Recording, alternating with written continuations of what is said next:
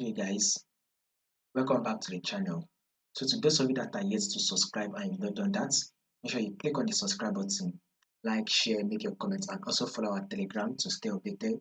I'll put the link to the Telegram in the comment section. So let's see what we'll be expecting for the day on our gold by the time the market opens. Let's start with our trend.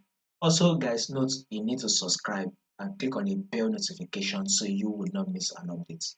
This is our trend on gold. We are trending to the downside. This is a series of lower low and a lower high, series of lower low and a lower high. Now this is it here. Here's a multiple rejection here, which is you can see as a resistance. Most market taps, it reject and drop. Come here to tap, reject and drop. Came here again, tapped it, reject and drop, and now we are currently at this level and we should be expecting it to actually drop. So our bias and our forecast on gold should be a drop.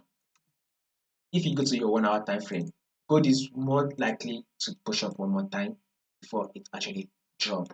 So if in case gold pushes one more time, just have it in mind that it is getting ready for the drop. And if it does not push up, it starts dropping, which I don't think it will.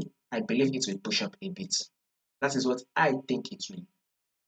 If it pushes up a bit fast, then you should be expecting a drop. If it does not drop, if it does not push up, it will likely start dropping from it. So whatever market does, you need to keep an eye and stay updated. Just subscribe.